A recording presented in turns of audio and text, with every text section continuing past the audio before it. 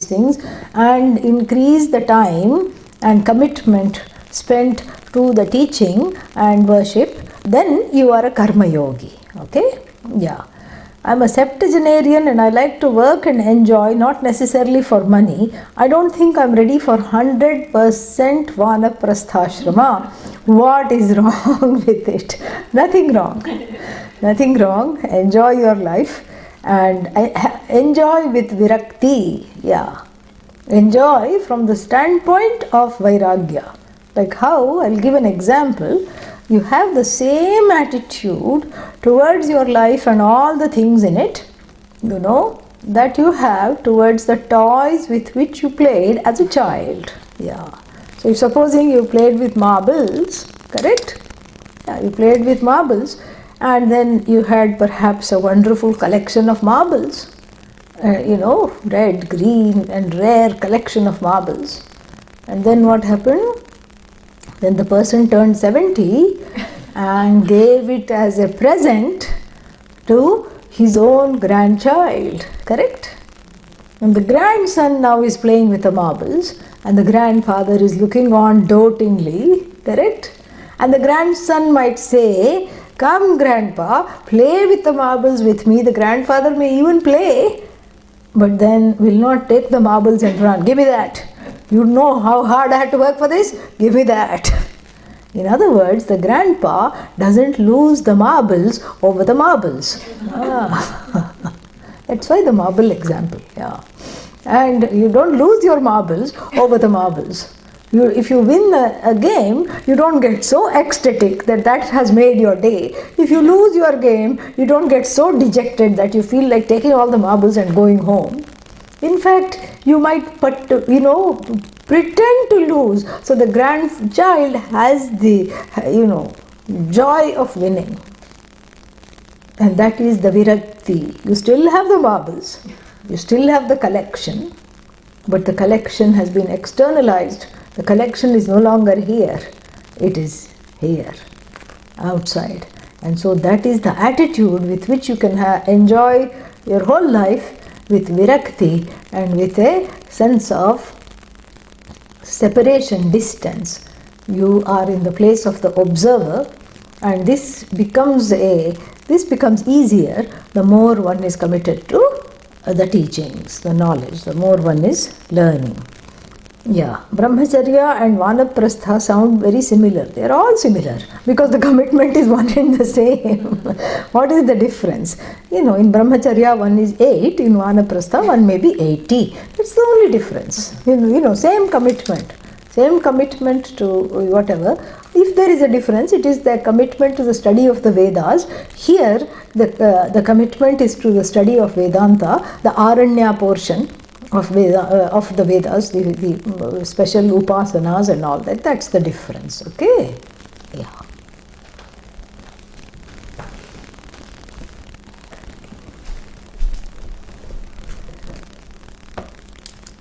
Om Sahana Vavatu Sahanau Bhunaktu Saha Viryam Karavavahai Tejasvinnavadhitamastu ma vidvishavahai.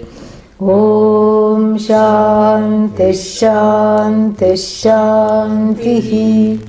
What was the cliffhanger?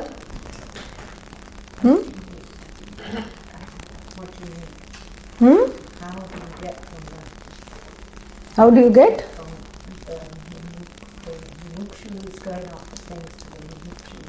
No, I don't think that was the cliffhanger, was it? I know the answer. What was, why not sannyasa right away? Yeah, that was the thing. You knew the answer.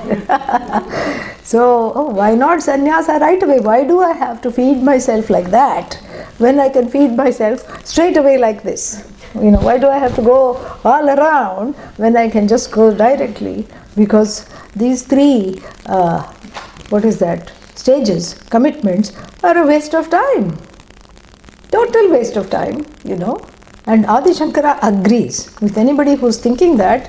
Adi Shankara says, indeed they are a waste of time. But of course, mind you, Adi Shankara took sannyasa when he was 8.5 years old. All right. And so Adi Shankara says, Yad aharam vrajet, tad aharam eva pravrajet. A very famous statement that is oft quoted.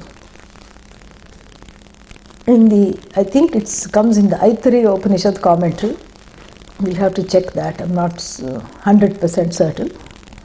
Yad aharam vrajet, tad aharam eva pravrajet. A very sound piece of advice where he says that the day you feel like giving up, don't say, I'll wait till tomorrow. Aharam means day. That day when you feel like giving up, give it up that day itself. Don't wait for the next day. Why? Because the next day certain other things come in the way and it is stopped. Correct? The Vairagya is stopped. Vairagya is held in check by all the Vishayas that are dancing in the mind. And so the commitment becomes weak. So when the desire to renounce comes, you please renounce. And it is a possibility to renounce after brahmacharya itself or go through the stages. Why? How? As is appropriate in each situation. Each person's situation. Because the 4 ashramas have to be gone through for preparation, either asmin janmani, janmantare va, or either in this life or in previous lives. That's why you have somebody like Ramana Maharshi who came with so much preparation that one day his mother, when he was a teenager, sent him to the shop to get something because there were some guests at home. Sent him with a few annas in those times, and he just did not come back. And 3 days later or 4 days later, his brother found him meditating in the cave, still having that money in his hand. He was just, so he had already, so the answer is that the preparation was already done in a previous lifetime. So the preparation has to be done, whether now or before or even what? Later, in the next lifetime. Doesn't matter, but the preparation has to be done because the preparation is 9/10 of this. 9/10 of this is preparation. And so what? So now the preparation is given so much importance that one has to, that preparation itself becomes a commitment. That's why we have brahmacharya, grihastha, vanaprastha, etc. That the commitment is still to moksha. The commitment is still to discover mumukshutvam and to commit to mumukshutvam. The commitment is to mumuksha. But it takes the time, place and format of what? Of a particular lifestyle in which one is kept busy with certain duties so that one is not, doesn't go astray. So that the mind and the lifespan, there is something to do so that one is trained into this particular thing. Because if sannyasa is the ultimate goal and one goes right away to it, then what happens? Nothing happens. And so then people want to leave the sannyasa to come back and experience a few more things. We have had instances of that. One instance was one young man who newly married, was on the deathbed, some horrible disease or something. He was about to die, and then a contemporary of Pujya Swamiji, some other guru, gave him what is called Apat Sannyasa. Apat Sannyasa means 911 Sannyasa. Emergency Sannyasa. Orange ambulance comes and carries the person away and puts them on, life support, and suddenly the person comes back because that is the blessing of the sannyasa. So that is also there, an apat sannyasa, not to revive the person, but the person has a desire that before I die, I want to take this sannyasa so that my next life is easier or whatever. So, so for that reason he was given sannyasa. And the blessing of the sannyasa, which is a new life, he got 100% okay. And now he's going around in orange, and the new wife is also going behind him, And then finally the Guru released him from the sannyasa, go lead your life. That is how it is. So, and the Bhagavad Gita puts it very nicely, Sannyasastu mahabaho dukkhamaptum ayogataha. Sannyasa is very difficult to attain for the one without the preparation of the 3 stages, without the preparation of yoga, without the preparation which is called yoga. That is the whole life. From bhoga to yoga, from bhogi to yogi, I grow before sannyasa. That is the whole idea. The orange is just a little cherry on the top. That's not really the whole thing. That is the ultimate, just a recognition of the person's commitment. That's all it is. The commitment is already completely made before the sannyasa comes as a blessing.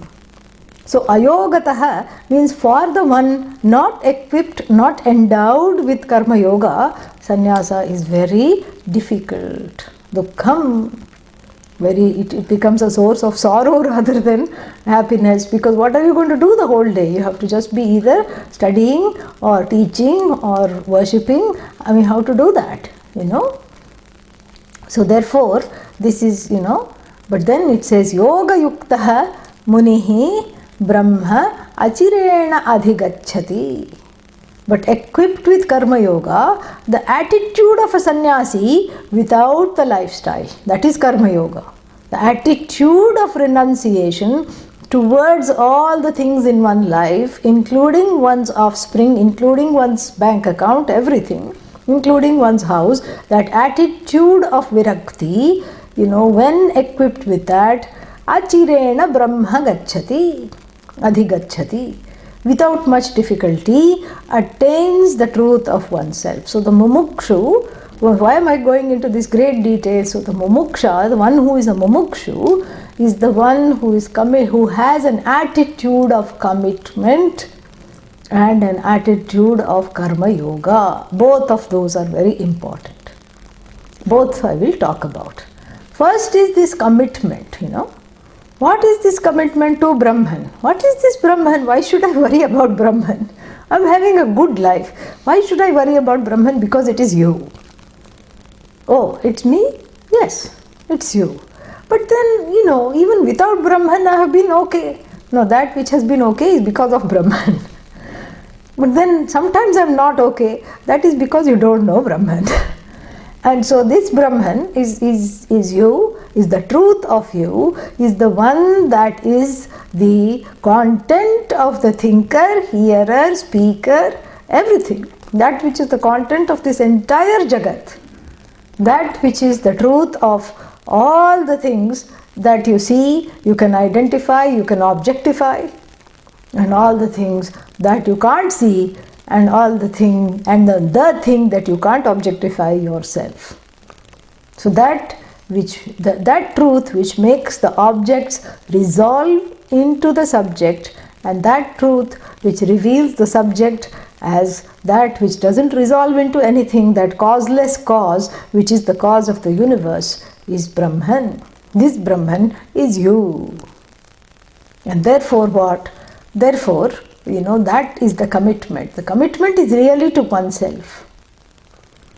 But then, like the question we had, I like to work, I like to enjoy my life. So why this Brahman in between? And yesterday you ended on a drastic note. You said that you have to commit to Brahman fully, otherwise it will not yield results.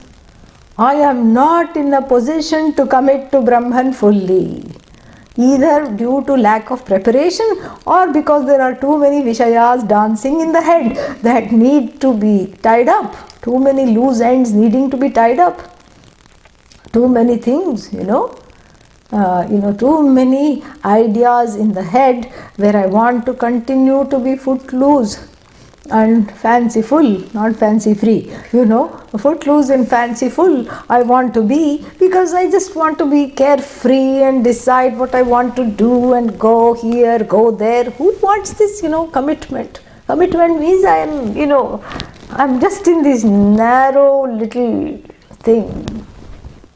Who wants this? How can I do this?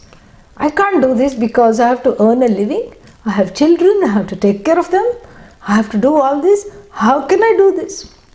And the answer is that the commitment, there are two forms of commitment, also discovered by the Bhagavad Gita, also discovered in the Bhagavad Gita. What is that? Loke asmin vividha nishtha pura prokta maya nagha jnana yogena sankhyanam karma yogena yoginam. You have come to that verse? In the Bhagavad Gita? Not yet. Yeah. You'll come to that verse in the Bhagavad Gita. So, Bhagavan Krishna, Arjuna asked the same question. And Bhagavan Krishna says that there are two committed lifestyles. There are not many paths to Brahman. Yeah. There are no paths really except sociopath, psychopath. That's all. Yeah. What paths? All these paths. And this is somehow some wrong understanding. For the active, Karma Yoga is a path that leads to moksha. And then what?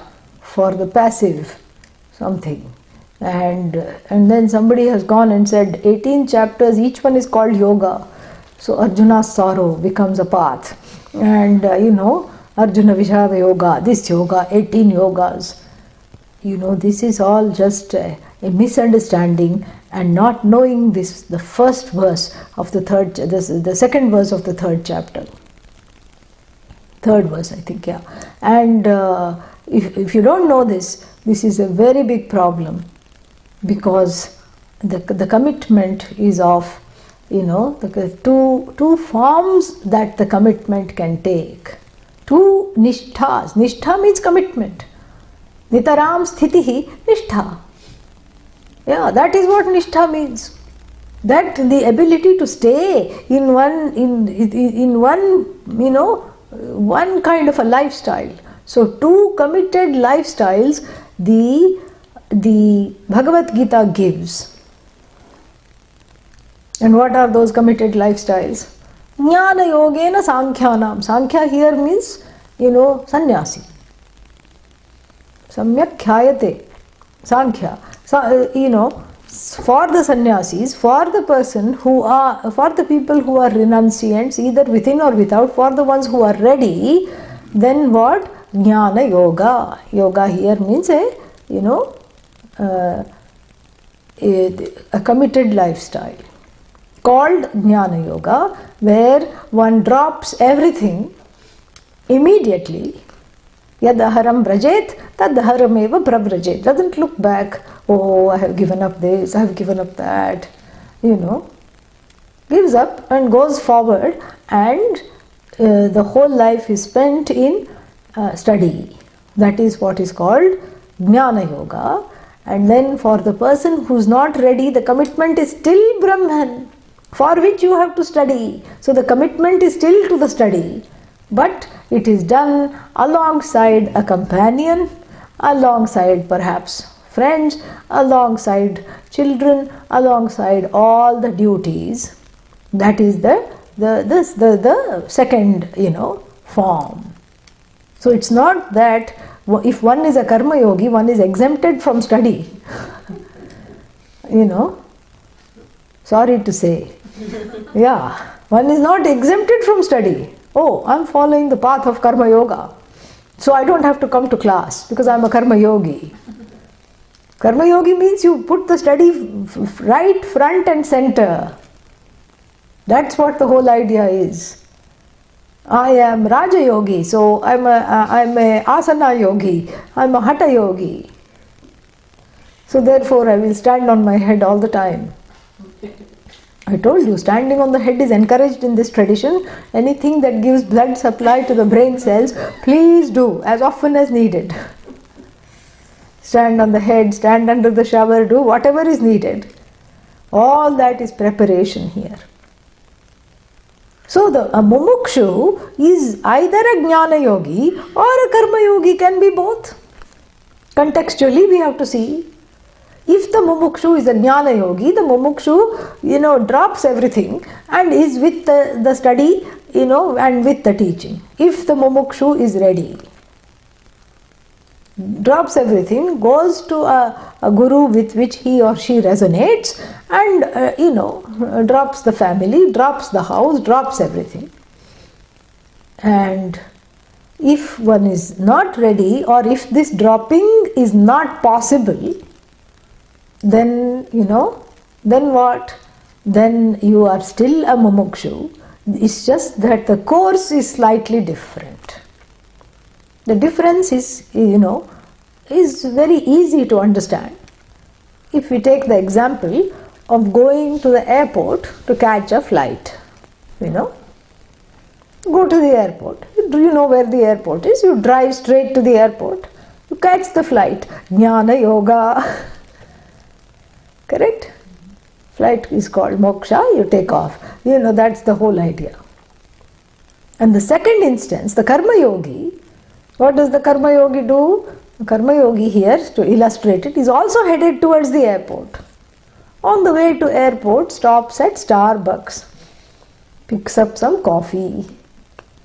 Then suddenly realizes has been carrying the dry cleaning in the car for a long time. And then also sees that there is a lot of time for the flight. I have come early. And so let me go to the laundry and drop off the dry cleaning. When this karma yogi is dropping off the dry cleaning, where is the person headed? Airport. Correct? Moksha. Moksha is symbolized by the airport. A kind of a place from where you take off. Yeah. Airport. And where are you headed? You're not, interested in, buying shares in the dry cleaner, or, with the dry cleaner, or having a conversation with the dry cleaner, or making the dry cleaner your friend. No. And then then the person, after dropping off the clothes, realizes that there is a lot more time, and then they don't give anything on the plane, so goes to the supermarket to get some food to take on the plane. In the supermarket, where is the person headed? Airport. Correct? Airport. Simple. It's not that the person sees something and says, I think I'll have a party at home and, bring a whole tray of vegetables and chips and all these things. No. Person is still headed to the airport. Doesn't start doing shopping for the house, because know that it is just in and out, and I'm just buying these things and then I'll be on my way. Then the person looks at the watch and finds that there is even more time. Goes to a friend's house, which is on the way to airport. And has a wonderful time with a friend. And then what? Then finally goes to another person's house, which is very close to the airport, to park off the car there, and then that person takes the person to the airport. So the whole time, maybe they spent 2 hours driving around town, they were still headed to airport. This is the life of Karma Yoga. This is the commitment. So the commitment is, I don't forget where I'm headed. Where I'm headed is to discover the truth of this mind, as this Upanishad is unfolding, to discover the truth of this I. I don't get lost in the scenery. I don't get lost in, seeing all the things on the way. I don't get lost in the sights and sounds and activities. I keep the focus, and then all the activities that I do are just on the way, because they need to be done. This is the commitment. And then the attitude with which I perform these activities on the way to, not airport, on the way to moksha, on the way to this, seeking this teaching, is all for the sake of my own growth. That is what is important here. That is called Karma Yoga, which is a committed lifestyle, committed to moksha by committing oneself to self-growth. Because the word mumukshu here is a big leap from the first two verses. First it said, make the mind nirvishaya. How to make it nirvishaya? Okay, make it nirasakti. How to make it nirasakti without, any kind of a, what is that? Nirasakti means any kind of dependence. How to lead a life without depending on things, objects, etc. How to gain that objectivity? The answer is, become a mumukshu. How to become a mumukshu? By knowing that all the things that I do are for the sake of self-growth. Or for the sake of self-growth. It doesn't matter. What I do doesn't matter because it's all for the sake of self-growth. Very interesting and very beautiful because, this is how the growth happens. Marriage is definitely for self-growth because all the things you never thought you had, all the buttons you never thought you had are pushed and continually pushed. If one remains married for 55 years, they are pushed for 55 and a half years. Yeah. And if one is married for, more than that, the buttons are completely all the time being pushed. Yeah, it never stops. However long it is, it never stops. Because, the presence of the buttons show that there is something there. Button asti eva. Therefore, pushyati. No, pushyati means something else here. Pushyati, pushnati, we cannot say. Those are other meanings. But because the button is there, one can push. Correct? Yeah. So, because the button is there, it is eminently available for pushing. And sometimes the buttons are discovered by the significant other. Immediately. Yeah. Because the buttons are not available to the self. Oneself, because the buttons, it's very hard to find those buttons. The buttons become, they pop up when one's ego is rubbing against the other. So, marriage means social service. You help discover the other person's buttons and they resolve it on their own. See, if you try to resolve their buttons, it becomes a codependent relationship and you become an enabler. No. They resolve their buttons on their own. Your job is to point out their locations and give them a GPS. Here is the map.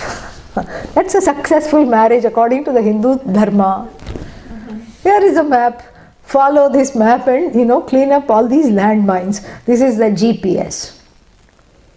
And they do the same service for you. And as though that was not enough, children come along. And they find even more hidden buttons from your own childhood, One lady told me that, I was fine until I had this baby, and she says, I can't tell this to others, but I hate the sight of this baby. And whenever she cries, I feel like putting her in a closet and locking her up. I have so much, distaste for this child. What kind of a mother I am. See, because first of all, she had this distaste. And then the societal expectation that one should love one's child was making her even more, upset. What happened in your childhood? Well, they say that I was locked in a closet. Hello. That's what it is. Very clear. I was not able to stand my own crying as a baby. No help came. So this baby's cry is bringing out that cry and that neglect from the depths of the unconscious that had been put away and forgotten. That has to be resolved. And so you see the children, whether they are crying or whether they are quiet, push more buttons. Friends push buttons. Employers push buttons. Employees even more buttons. And whatever one does, buttons. So one looks like just a series of buttons, yeah. Sometimes these activists, when you meet some of them on the way. I saw one in California recently, and this person was wearing a shirt made up of buttons, fully.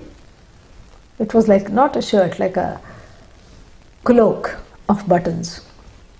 So, like that, one is wearing a cloak of buttons. Each one says, push me, I am available. And so this is the whole the person, because the buttons are not caused by the significant other, the children, the neighbors, etc. The buttons are there, but hitherto undiscovered, because they had become part of the unconscious. And the unconscious is a big split between the conscious and the unconscious mind. That is the duality, that is the only duality that Advaita Vedanta resolves. That is Advaita. When that inner duality is gone, then the whole world with all its differences does not matter at all. So mumukshutva is a commitment to that, to resolving one's own inner duality, so that the outer world, so that my relationship with the outer world becomes more objective, more sane, more present, and more fulfilling, rather than, making me scream and run around in circles. So that is what Karma Yoga is that I am engaged in activity for the sake of discovering and resolving these buttons, rather than the activity itself. So all activity is for self-growth. And here is another secret. The buttons are just raga dveshas. That's all they are. Buttons are asakti, raga and dvesha. That is why the Upanishad started with, manohi dvividham proktam, two kinds of mind. Shuddham cha, ashuddham eva cha. Shuddham, ashuddham kama sankalpam, shuddham kama vivarjitam. The mind is said to be of two kinds. Ashuddha, in which the unconscious is not resolved. Shuddha, in which the unconscious is on the process of resolution. More or less resolved. Very beautiful. Now that's why I am taking all these three verses together, because there's a lot of back and forth going here. Because until you come to verse 3, you can't really appreciate verse number 1, and then you'll see also when we study verses 4 and 5, we will be referring to verse 3 as well. And so, Shuddha here now we understand even more. It is that which has an unconscious that has been more or less resolved, or the commitment has been made to resolve the unconscious. So the attitude in my life is not to blame others or to blame myself. Pujya Swamiji would always say, when asked, what is the definition of a spiritual life? He would say, the beginning of the spiritual life is when you stop blaming others and you start blaming yourself. No, and you stop blaming yourself. You neither blame others nor you internalize that blame. It's a life that is free of blaming others or blaming yourself. That is the beginning. That is mumuksha. Mumuksha means my commitment is elsewhere. So everything is this. I don't sweat the small stuff. There is a book somebody wrote. Don't sweat the small stuff. It was for people with, who had difficulty letting go of small things. People who had, compulsive issues, obsessive issues. And don't sweat the small stuff. And then then they started to sweat the book, because the person was finding it very difficult to let go of this, how to follow everything in the book. And so that lady wrote another book, Don't Sweat the Book or something like that. No, it's called Don't Sweat the small stuff, nighttime table companion, meaning where all the big things were culled into very easily small things, and you could just have a primer, a checklist at night of what to not sweat the next morning. Very fascinating, you know. So don't sweat the small stuff. Meaning, what is the small stuff? You know, let's say there is one small piece that is not all right, and then I have something very important to do. I am late because this thing has to come out all right before I can do that. That can be considered a small stuff. But the truth is, as one grows into embracing more and more of the mumukshutva, more and more of this desire to discover myself, all the big stuff also becomes small stuff. Where all the big stuff becomes small stuff and unworthy of sweating anything. You know, that is what is the growth. So everything I'm doing for the self-growth. So the marriage has to be successful for such a person. Even the worst of the marriages, let us, God forbid, let us say such a person, one person who is a mumukshu is in a terrible marriage. And then, of course one can leave, but here the person has chosen to stay because of the children or whatever, because it's convenient or whatever it is. And even that marriage, one has outgrown. One has outgrown. And this is how it was with the elders. And if you ask the elders, if you ask great-grandma or grandma and grandpa, if you ask, you will, if you observe them, you will never find grandma say to grandpa, I think we should work on our relationship. Not a Hindu grandma and Hindu grandpa. I think we are not spending enough time together. I think we should find a time to talk. No, because they have outgrown the marriage. Grandma is busy doing her own things and grandpa is busy doing his own things with his own friends. Once in a while they see each other, maybe during meal times or something like that. And then, there are certain rules. They cannot take each other's names because of respect and all. They just say, they just grumble and grunt when they see each other. Finished, done, over. That a successful marriage is that which is outgrown. So the need for the other is outgrown, either as someone who comforts one or either as someone, because of whom I judge myself or I, see myself in relation to them. All that is gone.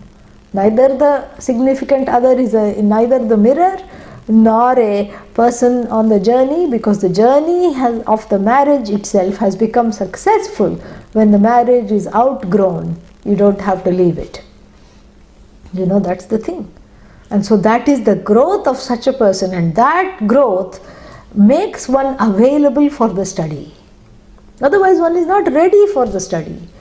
The study sounds like a good idea. Like I said yesterday, this is wonderful. Let me log on and see how many people are there. I'm mentioning this because some people did that,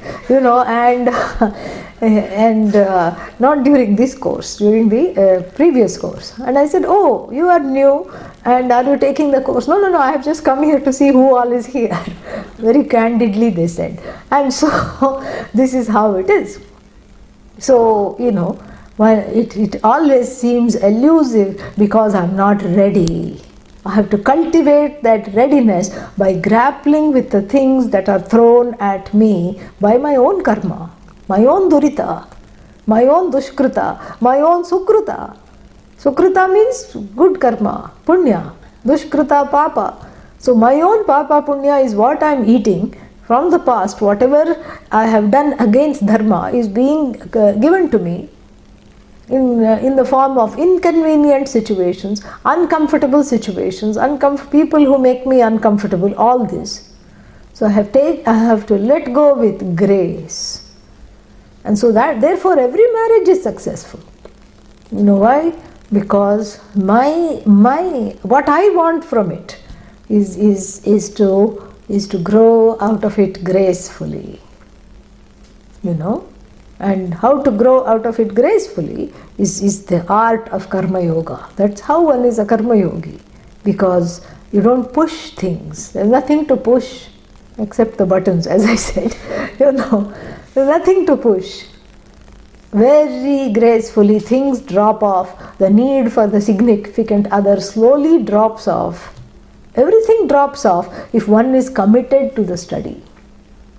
And then, more about this commitment. Sometimes people tell me, I'm a Karma Yogi, I have children to raise, and I have, a spouse to take care of. Therefore, I will not be attending classes. Therefore, I cannot take these classes. What a travesty, I would say. What an absolute travesty, because the main focus of the Karma Yogi is study. When the Karma Yogi calls themselves a Karma Yogi but is unable to find time to study, it's like the person who got lost in the supermarket on the way to the airport. That's what it is. That's what it is. Forgot. He's wandering in the aisles. Yeah. Got lost. Forgot what the destination is, forgot where to go, forgot how to go, and then got trapped in the airport. In the market. That's what it is. And so Karma Yoga means I am, dedicated to making my mind, and here I'm just focusing on the mind because the Upanishad is relevant here.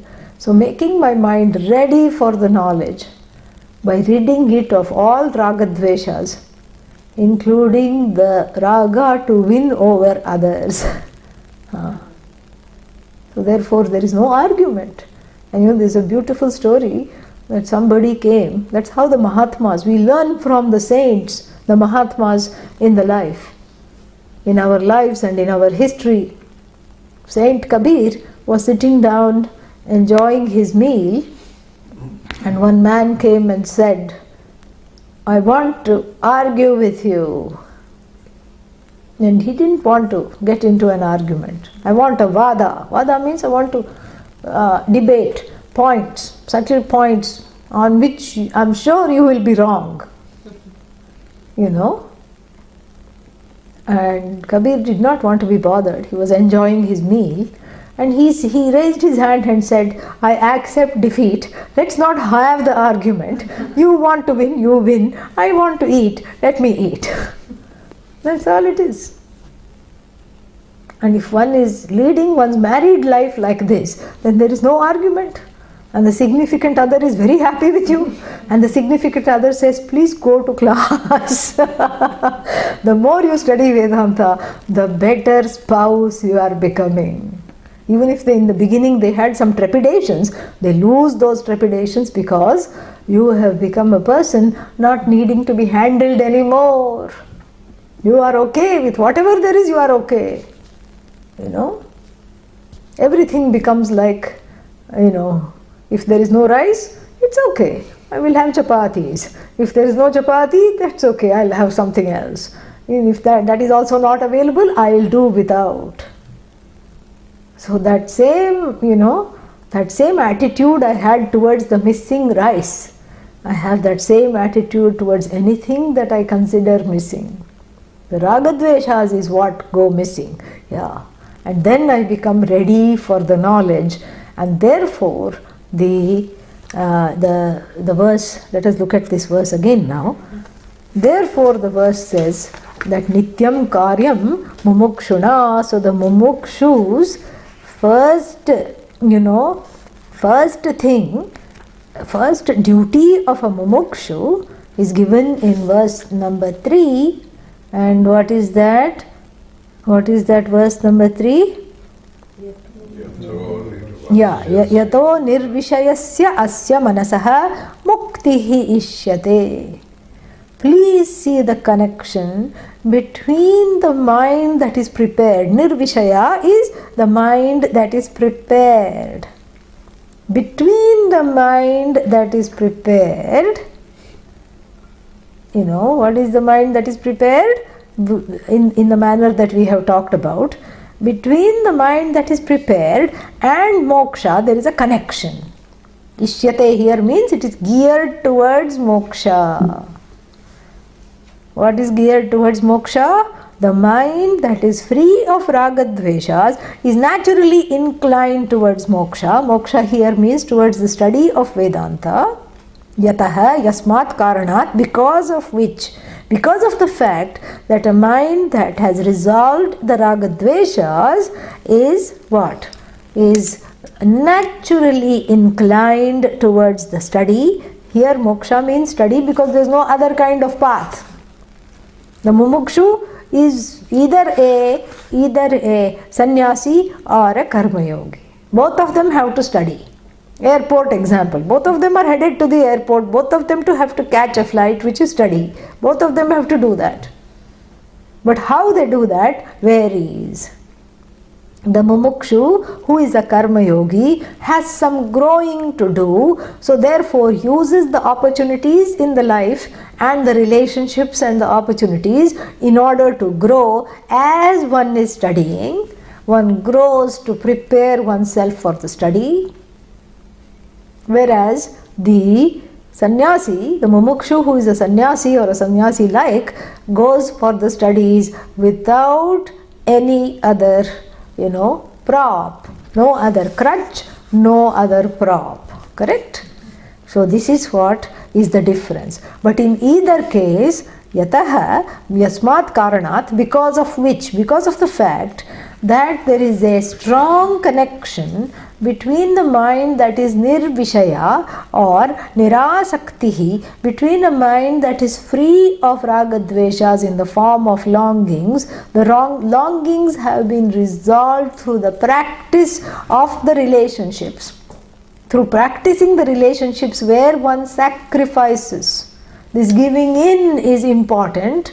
Before one gives up, one has to give in.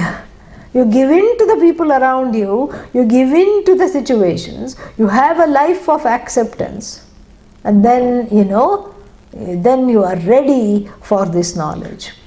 So this life of giving in, the mumukshu who is doing karma yoga, has to understand, whether they are sannyasis or karma yogis, that there is a strong connection between the mind that is free of longing, nirvishaya manaha, and then nirvishayam manaha, and what?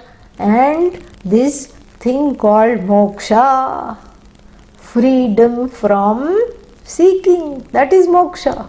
Seeking the seeker is moksha. We started off with this. Seeking the seeker is moksha, and so seeking the seeker is a process.